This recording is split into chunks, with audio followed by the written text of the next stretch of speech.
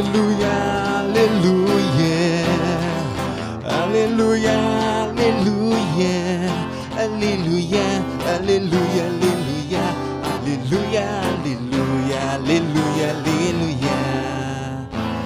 Jesus Cristo veio servir, Cristo veio dar sua vida, Jesus Cristo veio salvar. Viva Cristo, Cristo viva. Aleluia. Aleluia, aleluia, aleluia, aleluia, aleluia, aleluia, aleluia, aleluia, aleluia, aleluia. O Senhor esteja convosco. Ele está no meio de nós. Proclamação do Evangelho de Jesus Cristo segundo Marcos. Glória a vós, Senhor. Naquele tempo, Tiago e João, filhos de Zebedeu, foram a Jesus e lhe disseram: Mestre, queremos que faças por nós o que vamos pedir. Ele perguntou: O que quereis que eu vos faça? Eles responderam: Deixa-nos sentar um à tua direita e outro à tua esquerda, quando estiveres na tua glória. Jesus então lhes disse: Vós não sabeis o que pedis. Por acaso podeis beber o cálice que eu vou beber? Podeis ser batizados com o batismo com que vou ser batizado? Eles responderam: Podemos. Ele lhes disse: Vós bebereis o cálice que eu devo beber, e sereis batizados com o batismo com que eu devo ser batizado. Mas não depende de mim conceder o lugar à minha direita ou à minha esquerda. É para aqueles a quem foi reservado. Quando os outros 10 discípulos ouviram isso, indignaram-se com Tiago e João. Jesus os chamou e disse: Vós sabeis que os chefes das nações as oprimem e os grandes as tiranizam. Mas entre vós não deve ser assim. Quem quiser ser grande, seja vosso servo, e quem quiser ser o primeiro, seja o escravo de todos. Porque o Filho do Homem não veio para ser servido, mas para servir e dar a sua vida como resgate para muitos. Palavra da salvação. Glória a vós, Senhor. Aleluia, aleluia, aleluia, aleluia, aleluia, aleluia, aleluia, aleluia, aleluia, aleluia. Rezemos por um instante, em silêncio. Também vocês,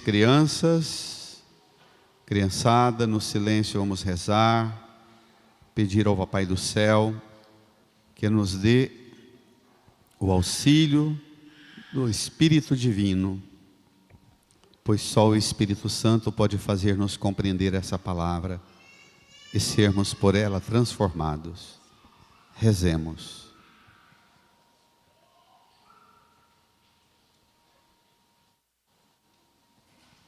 Amém. Irmãs e irmãos, estamos seguindo Jesus numa obra extraordinária de sua missão aqui na terra. Mesmo não sendo compreendido, Jesus não desiste, não desanima de sua atividade e leva até as últimas consequências a obra para a qual ele veio aqui.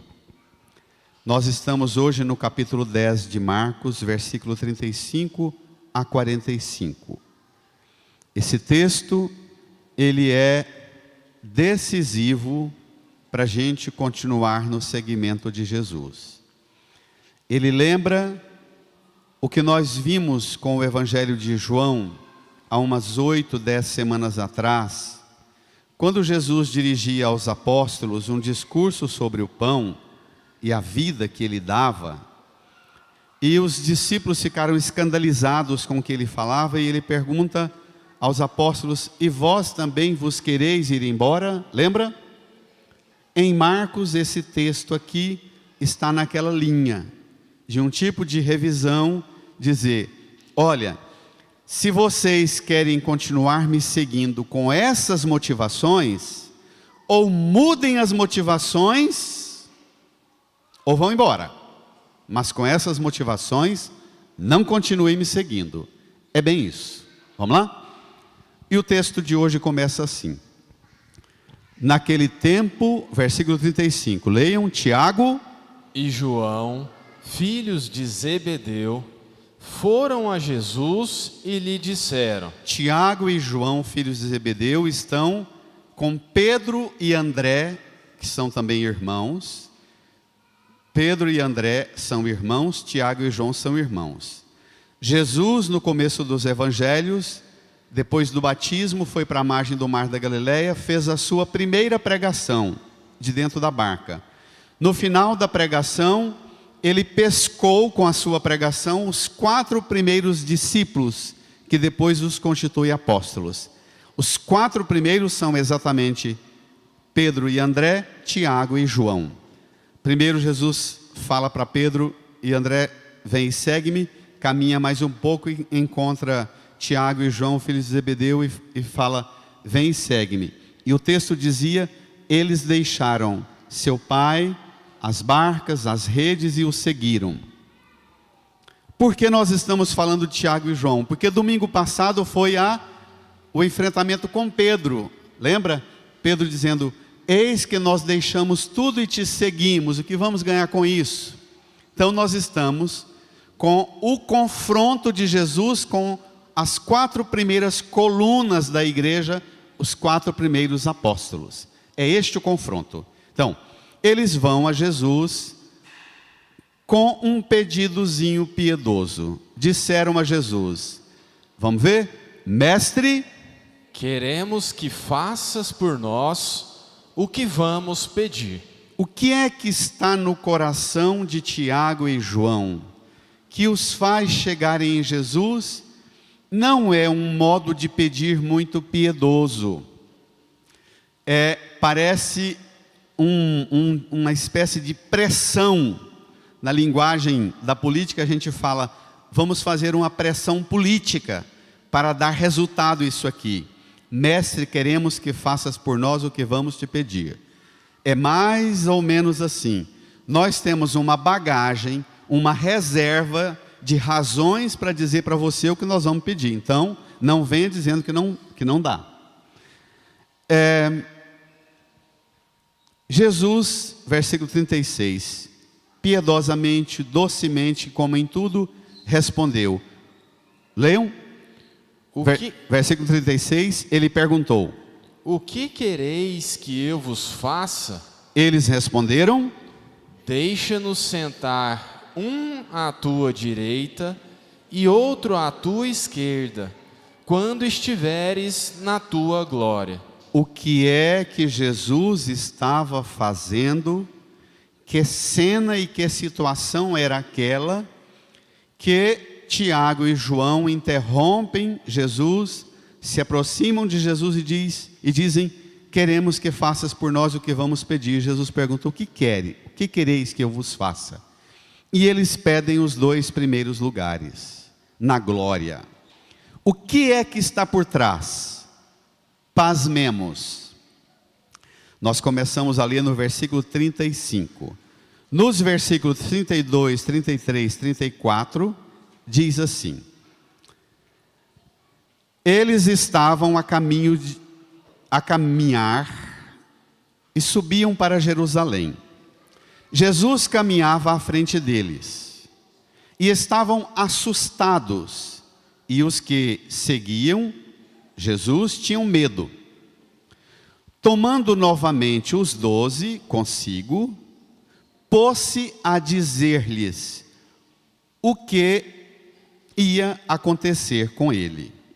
E dizia Jesus: eis que subimos a Jerusalém, e o Filho do Homem será entregue, preste atenção, será entregue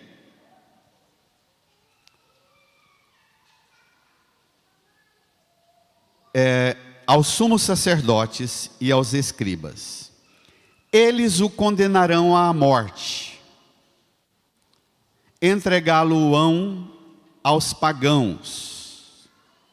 Eles, os pagãos, irão escarnecer dele, cobrirão de escarros e o flagelarão, e flagelo. Vão matá-lo, e 3 dias depois ele ressuscitará. Então, Jesus acabou de dar aos discípulos pela terceira vez o anúncio da paixão. A primeira vez ele anunciou sua paixão e Pedro repreendeu, lembra? A segunda vez ele anunciou sua paixão e eles ficavam discutindo quem era o maior. A terceira vez ele anuncia sua paixão, agora de forma solene, já caminhando para Jerusalém, toma os 12 e diz a sequência: os sumos sacerdotes vão tomar-me, vão entregar-me aos pagãos, e eu serei flagelado, cuspido, escarrado, escarnecido, morto e ressuscitarei. Então, é bem nesta cena que os discípulos piedosamente chegam, puxa assim a túnica de Jesus e diz assim: espera um pouquinho aí, a gente precisa de 2 dedinhos de prosa com você. Para esses ensinos seus, que nós precisamos de uma conversinha com você. Vamos ali. Já que você não para de repetir e insistir nessa ideia quase que obcecada de paixão e morte, vamos tratar desse assunto mais não? Vamos falar de outra coisa. Quando você estiver na sua glória, subindo, você reserve para nós, que somos da turma dos primeiros, um lugar de glória à sua direita e um lugar de glória à sua esquerda para nós dois. Se tiver combinado assim, tá legal, a gente continua te seguindo. É um pedidozinho bem humilde, não é? Você é o que você pede. Você é o que você pede. Os discípulos pedem uma coisa desproporcional ao que Jesus anuncia. Os discípulos, como nós, vivemos a sociedade dos primeiros lugares, do topo e da fama, do prestígio e do privilégio. A sociedade tão imunda e tão nojenta que apresenta a glória do sucesso, que é ser visto e ser falado, que a gente, de forma nojenta e imunda, repete aquele provérbio absurdo: falem mal, mas falem de mim. Não é essa a regra de ouro? A sociedade do topo, da fama, do prestígio, do privilégio, não tem problema não. O mais importante é que o meu nome esteja entre os nomes que mais se repetem nas redes dessa semana. Falem mal, mas fala de mim. Nós vivemos nessa sociedade imunda dos primeiros lugares, dos privilégios, do status. Inclusive do status por causa do crime. Não tem importância. Sendo criminoso, mas está lá. Sendo os maiores traficantes, mas está lá bombando nas redes. Sendo o mais perverso dos manipuladores das massas nas redes sociais, o mais absurdo e nojento tirador de vantagem e de lucro da manipulação das massas, mas eu estou no topo, não mexa comigo. Essa é a sociedade nossa. Os discípulos estão marcados por esses 2 lugares, postos de honra, associados a um tipo de: se eu estou perto e do lado de quem tem poder, a sociedade vai reconhecer que eu tenho poder também.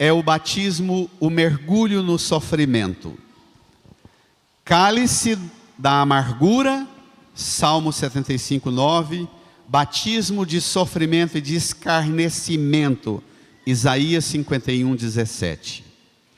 Jesus está dizendo o seguinte: eu vou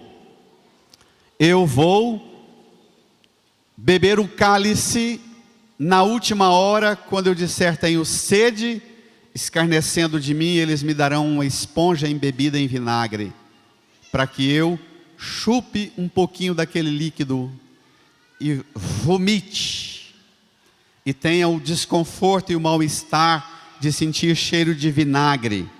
Todo mundo aqui sabe que quando a gente está mal do estômago, cansado, exausto ao extremo, uma exaustão, não tem cheiro mais desagradável do que o cheiro de vinagre, não é? Da ânsia de vômito imediata.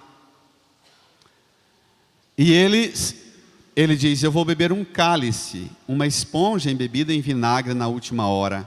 Eu vou ser batizado com um mergulho no sofrimento. Eu vou sair todo revestido não de água do batismo, mas de ferida, de sangue, de catarro, de escarro, de tudo quanto é tipo de humilhação. Vocês podem passar por isso? Eles dizem: de boa, Jesus, podemos. De fato, Tiago e João, Tiago vai ser o primeiro mártir. Jesus morreu no ano 33 e Tiago foi feito mártir no ano 44. O mais recente dos mártires da turma que seguia Jesus. E depois, segundo a tradição, João também morreu mártir. E Jesus profetiza agora, vamos ver? Versículo 39, eles responderam: podemos. E Jesus lhes disse: vós bebereis o cálice que eu devo beber, e sereis batizados com o batismo com que eu devo ser batizado. Mas não depende de mim conceder o lugar à minha direita ou à minha esquerda. Brada. É para aqueles a quem foi reservado. Aqui Jesus se refere ao plano do Pai. Qual é, afinal de contas, o que está no coração do Pai eterno, os dois lugares à direita e à esquerda de Jesus? Todo mundo aqui já viu, acho que em outras pregações, eu gosto de fazer de forma encenada, caricata. Tiago e João são dois irmãos. Eles pedem a Jesus que Jesus os coloque à direita e à esquerda. Na segunda leitura na carta aos Hebreus, diz que temos um sumo sacerdote eminente que entrou no céu, sentou à direita do Pai, como rezamos na profissão de fé no creio. Quando Tiago e João falam: deixa-nos sentar à tua direita e à tua esquerda, se Jesus está sentado à direita do Pai, o Pai está no centro, no trono, e Jesus está sentado à direita, Jesus sentado aqui. Quem é que está à direita de Jesus? Não está escrito, mas quem é que está à esquerda de Jesus? O próprio Deus, o Pai eterno, o divino Pai eterno. Qual é a rezinha piedosa de Tiago e João? Desbanca o divino Pai eterno e põe um de nós lá. Tá bom? Tá bom? Em outras palavras Jesus, tire Deus do centro da sua vida, tire o Pai do centro da sua vida, põe um de nós.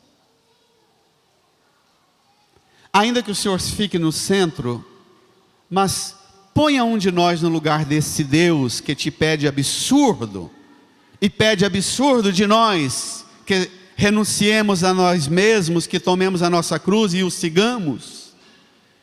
Tire da sua cabeça essa obsessão de fazer a vontade desse Pai.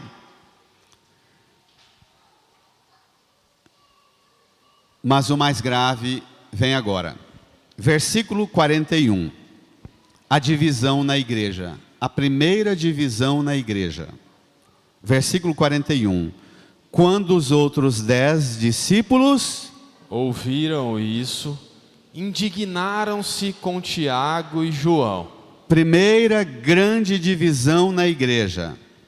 A primeira grande divisão na igreja foi disputa por cargos, por primeiros lugares. A primeira briga e primeira confusão entre os 12 apóstolos foi: quem de nós é o maior, é o melhor. A primeira, e continua sendo a primeira hoje, se você entrar em qualquer site de notícias sobre igreja, nesses canais de internet sobre conflitos na igreja, briga na igreja, divisão na igreja, você vai enfrentar lá um monte de gente bombardeando a sua cabeça e dizendo: quem é que são os que devem estar no topo dos primeiros lugares para você e considerados bons, e quem é que deve ser os últimos, considerados os últimos. E tem uma coisa tão absurda que com o advento da internet, tem até padre, e tem até bispo, e tem um monte de leigos, que dizem que inclusive o Papa não é Papa porque não fala o que ele gosta de ouvir. Que os bispos não são bispos episcopos, sucessores legítimos dos apóstolos, porque dizem ou fazem coisas que eles não gostam de ver.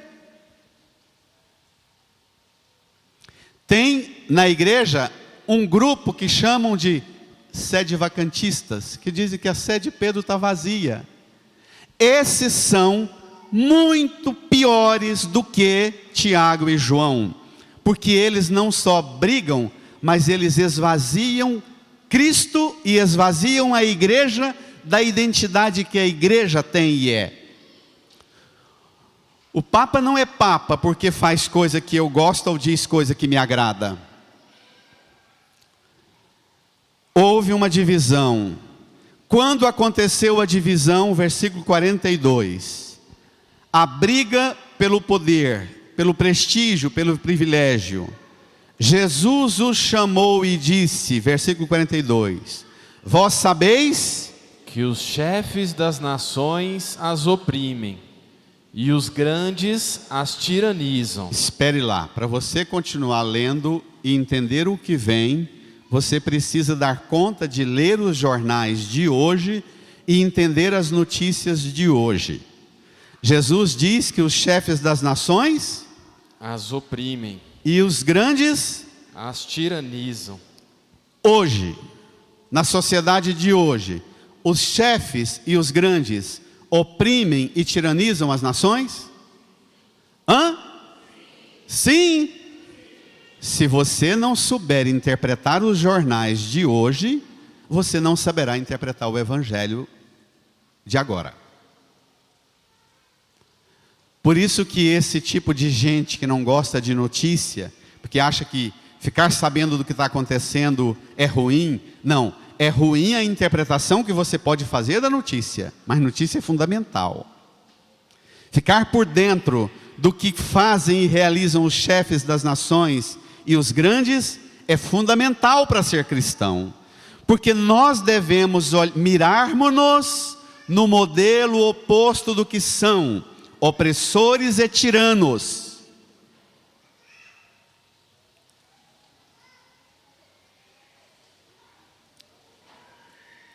A mais bárbara de todas as tiranias, a mais violenta de todas as tiranias, é a tirania da ideologia, a ideologia que põe na sua mente uma reduzida capacidade de enxergar o todo.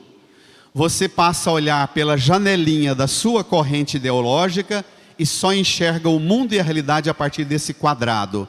O quadradinho da ideologia de esquerda, o quadradinho da ideologia de direita, o quadradinho da ideologia tal e tal e tal. E você nunca dá conta de ter uma visão do todo. Esse quadrado das ideologias é a realidade mais escravizante e alienante que não deixa você perceber o seguinte. Quando a gente vê isso nos amigos, nas pessoas da família, quando alguém fala das pessoas no mundo da política que eu gosto, falam que elas cometeram um ato de corrupção, eu defendo e digo não, mas esse não é assim. As pessoas é que estão interpretando mal, estão fazendo uma armadilha para ele porque ele é bom. Mas quando alguém apresenta qualquer notícia dos inimigos meus da política que cometeram corrupção, ainda que eu não saiba nadinha de verdade do que aconteceu, eu já replico a notícia dizendo, está vendo o que ele é? Combate esse aí porque não vale nada. Eu tenho falado para minha família, para o meu grupo, para esse grupo de WhatsApp, que esses e esses e esses não valem nada. Se está falando do meu, é acusação falsa. Mas se está falando do que eu não gosto, pode nem ser verdade, mas eu fico feliz. Está vendo? Esse é o quadrado mais estúpido no qual nós cristãos nos metemos. A perca da capacidade de inteligência para sentir faro de corrupção. Porque, gente, corrupção é a coisa mais fácil de perceber quando é que a mosca azul está visitando o território do que fede, não é não?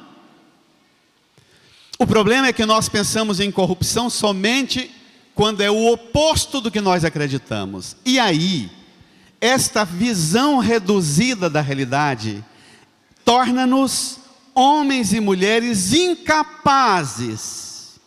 Quando são os meus que estão no poder, eu não dou conta de fazer a lista dos chefes das minhas correntes ideológicas, em que eles são opressores, em que os grandes das minhas correntes ideológicas são tiranos e opressores. Isso existe, gente. Isso existe, gente. Liberte-se dessa visão estreita. Põe o óculos da fé. Abra a visão a partir da visão da fé. Compreenda política, economia, cultura, educação, saúde, segurança a partir da fé e não do engessamento estreito da sua corrente ideológica. Eu sempre repito, o que é uma máxima comum, até para a gente se apoiar, todo mundo precisa se apoiar em alguma coisa. As ideologias são necessárias, quase que um mal necessário, porque você precisa ter um pouco de um eixo no qual você se apoia, mas não permita que a ideologia decida o que você pensa. Decida a sua fé como critério último.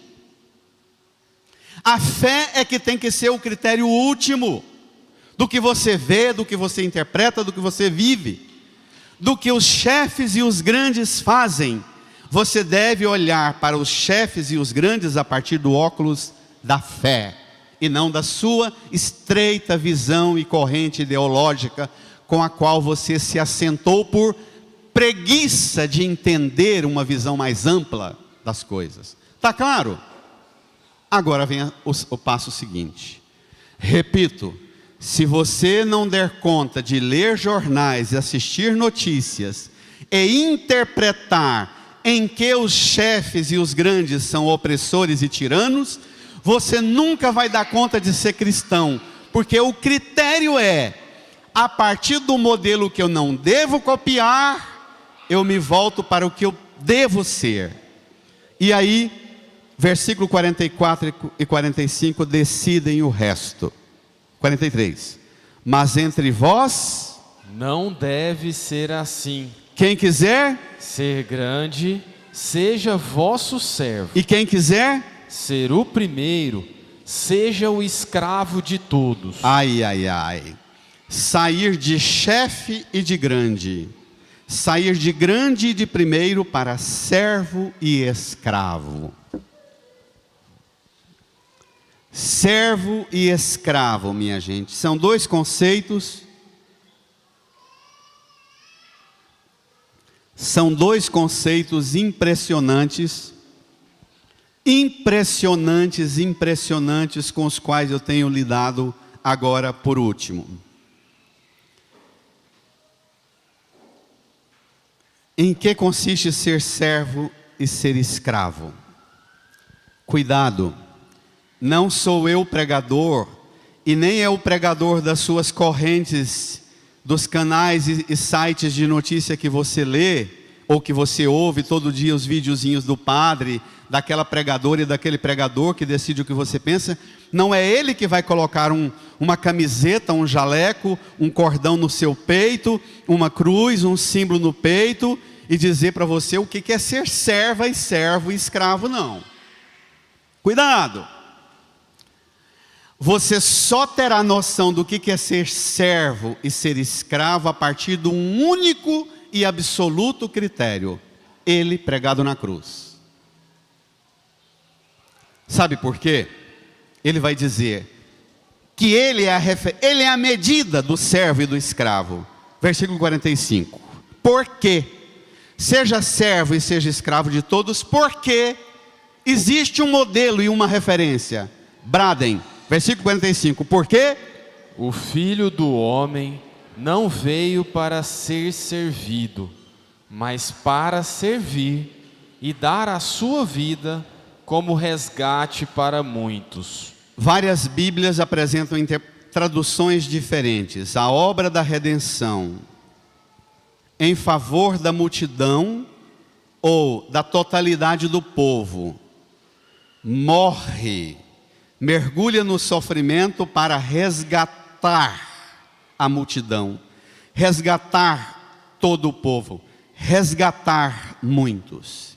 Ser servo e ser escravo para resgatar. Olha, minha gente, o critério último precisa ser a cruz, porque ele não veio para pôr você nos primeiros lugares ao redor dele, mas ele veio primeiro para arrancar você do último lugar que o pecado impôs e te jogou. Primeiro que ele faz, ele se rebaixa, ele se humilha, ele se esvazia, é kenosis. Ele desce, te toma, te resgata, não para colocar no lugar privilegiado à direita ou à esquerda, mas para levar-te à altura do que você é, devolver-te a dignidade de filha e filho de Deus. E se somos filhos e filhas de Deus, somos todos iguais. Ainda que tenhamos funções de poder, cargos de poder, somos todos iguais.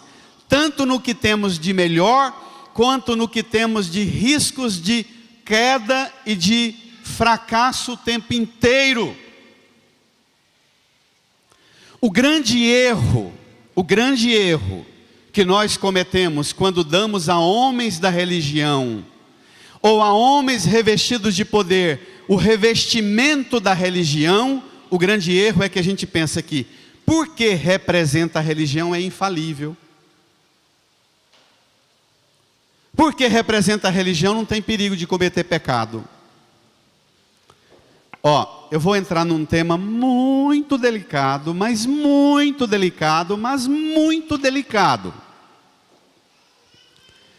Vocês mais jovens, que não estão com dificuldade de entender isso e aplicar isso na sua vida, como é que você vai ser servo e escravo, eu te sugiro um aprofundamento a partir dessa semana. Não esta semana, mas a partir dessa semana.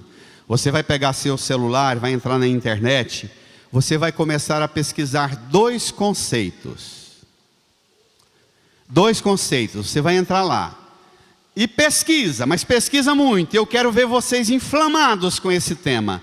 O que é a tal da teologia do domínio? Ou a doutrina do domínio?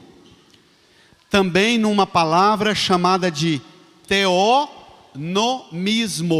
Se você estiver com o celular, anota isso, que eu quero que você trate desse assunto nas próximas pregações. O que é a teologia do domínio, o que é o teonomismo? É uma ideia seguinte: dois principais autores do ambiente da cultura norte-americana, protestante, que escutando as pregações do fim do mundo, entrou a proximidade do segundo milênio. Os dois nasceram em 1904 e 1912, esses dois autores. Não vou ficar entrando em detalhes sobre eles. Mas entramos no 1900. caminhamos agora para o ano 2000. A Bíblia fala, 1000 inteirará, mas 2000 não passarás.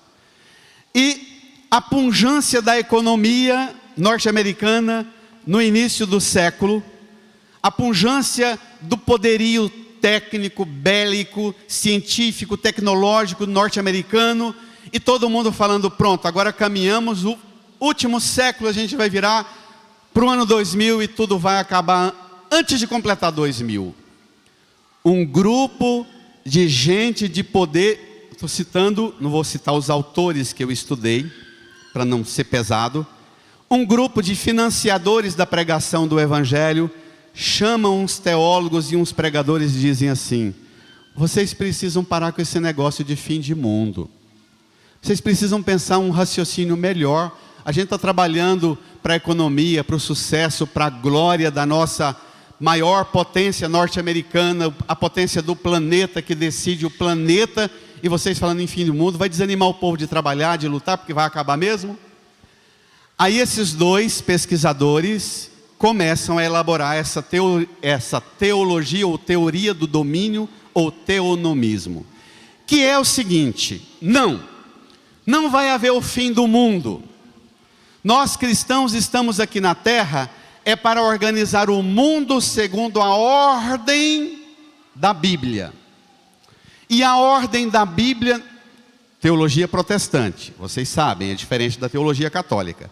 A ordem da Bíblia é o Antigo Testamento, é a nossa lei. Então, a partir do Antigo Testamento, nós vamos montar, capacitar e qualificar líderes políticos aqui para organizar sistemas, países e organizações políticas aqui no mundo com verdadeira representação daquilo que Israel não deu conta. Israel faliu. Mas nós agora vamos pegar a Bíblia, vamos pegar o Antigo Testamento, vamos capacitar e qualificar líderes políticos para organizarem uma teocracia cristã. Líderes políticos que representam Deus e vão subir ao poder para estabelecer o Antigo Testamento como norma de vida. Se você pegar esses líderes políticos da internet e das eleições municipais, eles só citam o Antigo Testamento, não é? E os heróis deles são todos heróis guerreiros do Antigo Testamento. Essa teologia protestante do poderio bélico norte-americano, que o sucesso dessa doutrina foi o quanto os Estados Unidos saíram vitoriosos na Primeira Guerra e na Segunda Guerra. Com a arma, em nome de Cristo, empreenderam um império de força de guerra e continua. Teologia protestante. Eu saio dessa maré porque ela é desgastante e exaustiva. Mas esta maré rompe com a ideia do iluminismo, da separação de igreja e Estado, e dizem não, nós temos é que tomar o Estado. Cria uma nova visão. Nós temos que tomar o Estado e subir ao poder em nome de Cristo. Minha gente, se você pega um político que sobe ao poder e diz que ele está sentado naquela cadeira de vereador, deputado, senador, prefeito, governador ou presidente, ele está ali porque Deus quis. Qualquer um que fizer crítica para ele, está fazendo crítica a quem? A Deus. Qualquer um que dizer que ele é corrupto, está criticando quem? Deus. E aí esses políticos se apresentam como representantes de Deus para tirar você, que diz que é cristão, o direito de dizer que eles têm erros, fraquezas. Está claro? Aí, esse movimento da teologia do domínio, protestante americano e protestante, até com uma vertente católica também entrando nessa, esta é a maior e mais pavorosa visão da política. Porque esta visão é a deturpação da política, deturpação da Bíblia, deturpação da igreja, deturpação do Estado, inclusive deturpação da justiça. Porque se alguém está na justiça dizendo a mim que fui colocado nesse cargo, porque Deus é que me chamou para essa missão, eu tenho que eliminar a justiça, porque eu estou aqui porque Deus quer. Está entendendo, gente? Está não? Está entendendo?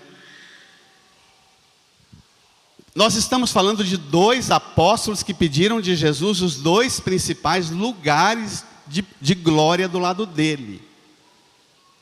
Se você não der conta de ler os jornais de hoje e interpretá-los, você vai sair daqui sem dar conta de interpretar o Evangelho e o mais grave, sem dar conta de saber quem é você, como serva e servo, como escrava e escravo de Cristo.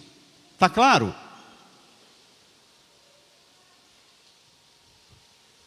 Para você fazer o passo seguinte, você precisa criar coragem de escutar Jesus falando para você o seguinte: você não sabe o que você está pedindo. Jesus, ao dizer aos discípulos, você não sabe o que você está pedindo, hoje o Santo Padre, o Papa Francisco, numa pregação maravilhosa lá no Vaticano, disse o seguinte: Jesus está dizendo assim: que queres que eu seja para vocês?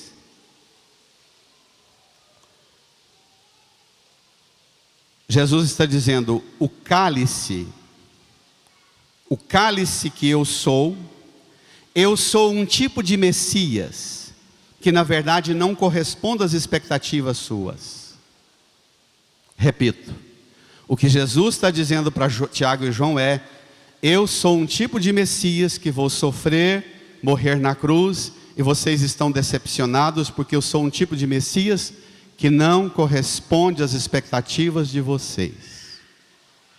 A pergunta que no Evangelho de João, Jesus fala: e você também quer ir embora? Vá!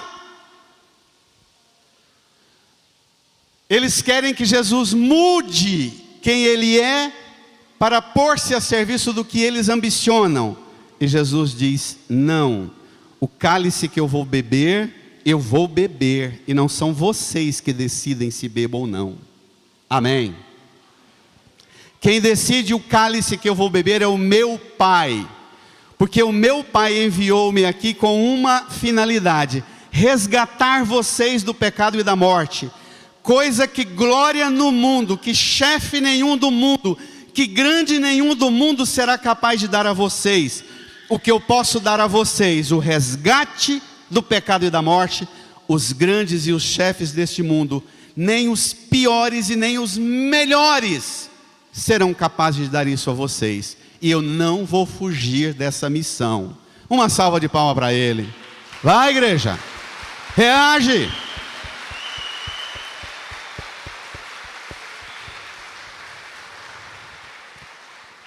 Agora, para terminar, vem a pergunta mais difícil. Eu molho a goela, porque é uma pergunta difícil para que eu faça também para mim. E que pergunta que eu repeti a mim mesmo muitas vezes essa semana. Naquilo que eu sou chefe, naquilo que eu sou grande, em que eu sou um opressor e um tirano? Naquilo que você é chefe, chefa, naquilo que você é grande, como dona de casa, como mãe de família, como pai de família, no seu trabalho, no seu departamento, naquilo que você é chefe, naquilo que você é grande, em que você precisa criar coragem e dizer para Jesus hoje: ajuda-me a enxergar as minhas tiranias, as minhas atitudes e meu modo opressor de ser pai, mãe, esposa, esposo, filha, filho, profissional no meu trabalho. Não me deixe, Senhor, não me deixe continuar dizendo que eu te sirvo, mas eu te sirvo imitando os grandes deste mundo e os chefes sendo opressor e tirano. Jesus, por seu sangue, por sua morte, por sua humilhação, liberta-me da escravidão, daquilo que faz de mim uma pessoa cheia de tirania e de opressão com aqueles com quem eu convivo. Isso existe? Existe? Se você não lê jornais, você não dá conta de interpretar os chefes e não dá conta de olhar para você. É preciso olhar para você agora e dizer: Senhor, desce comigo à profundidade dos pedidos e das minhas rezas para o Senhor. Alguém hoje, depois da missa, me disse assim: como é que eu rezo? Eu falei: o Pai Nosso. O Pai Nosso. A pessoa me dando bronca na porta da igreja. Então agora, padre, você acabou comigo, não sei como é que eu rezo. Eu falei: reze o Pai Nosso e se submeta ao que você pede. O que você pede no Pai Nosso? Seja feita a vossa vontade na terra, no céu. Reina! Reze o Pai Nosso e se submeta ao que você reza. O problema é que a gente fala assim: Jesus, eu vou rezar um Pai Nosso pedindo que o Senhor me dê sucesso, glória, poder, prestígio, privilégio. A gente reza o Pai Nosso para pedir um monte de diacho que o Pai Nosso contraria e se opõe. Ao rezar o Pai Nosso, se submeta ao que a sua boca está falando. Amém? Reage, igreja. Reage. Vai.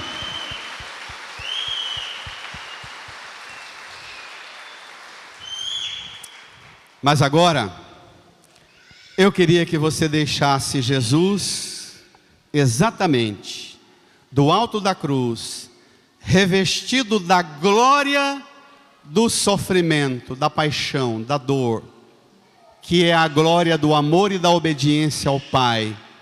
Por esse sofrimento, por essa via de sofrimento, Ele veio te resgatar. Permita que Jesus, do alto da cruz, olhe para você naquilo que faz você ficar lá embaixo, como opressor e como tirano.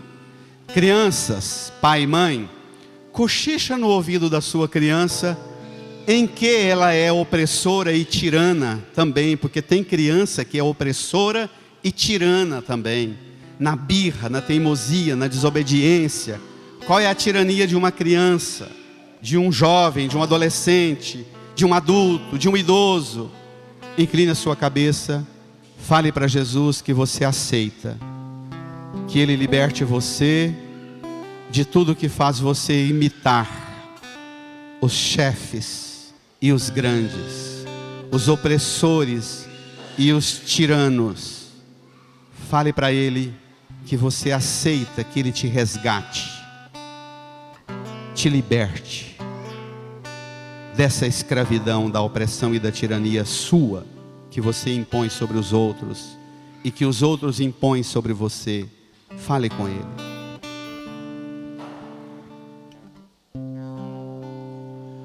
Conheço um coração tão manso, humilde e sereno, que louva ao Pai por revelar seu nome aos pequenos, que tem o dom de amar e sabe perdoar, e deu a vida para nos salvar. Jesus, manda teu Espírito para transformar meu coração.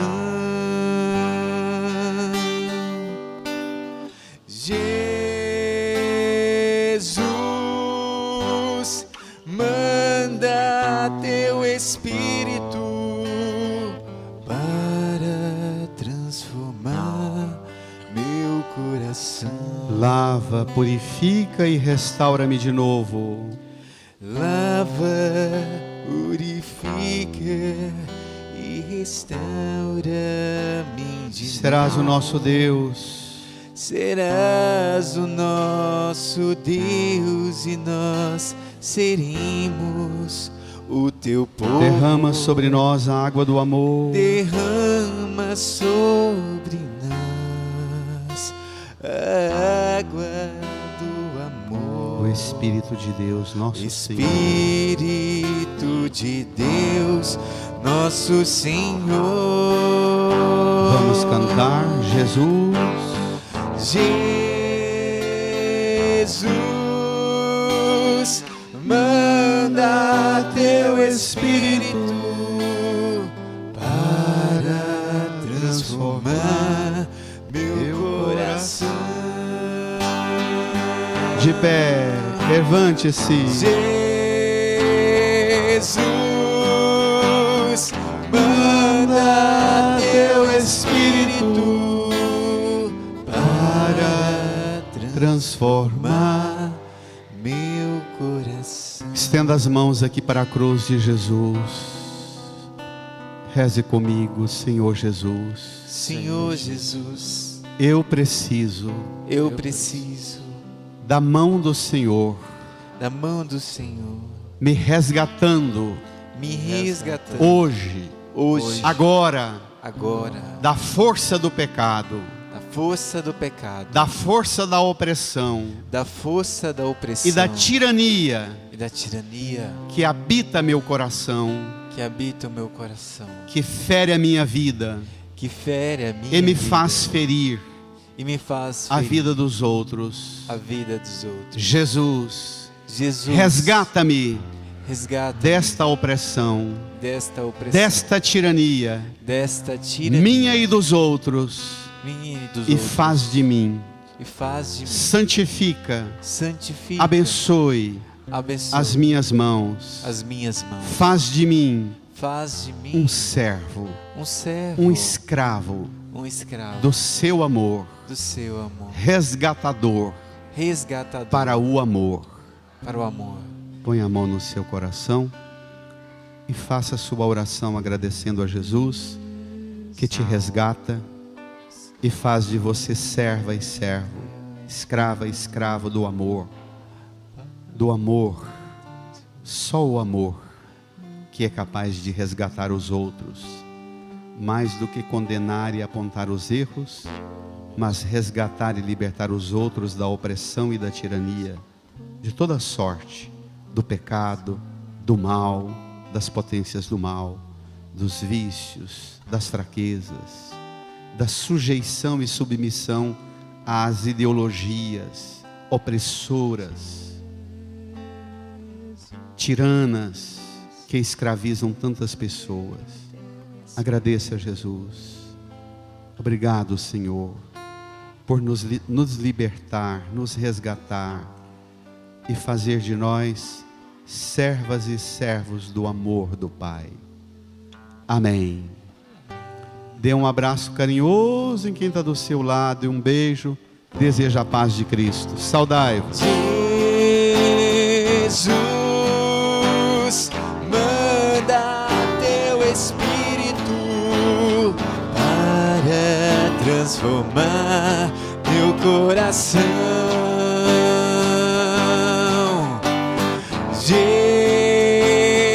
Jesus, manda teu Espírito para transformar meu coração. Termina com a salva de palmas bem forte.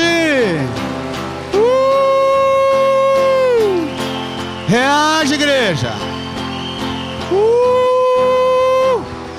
Palmas Reage. para Jesus, palmas para o Senhor, palmas para Jesus, palmas para o Senhor.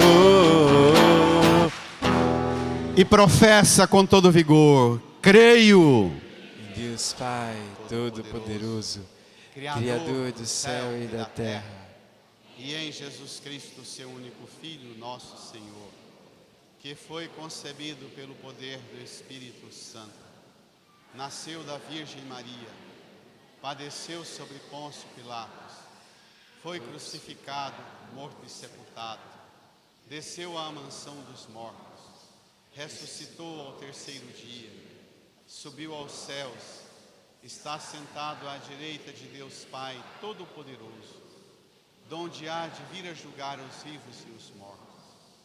Creio no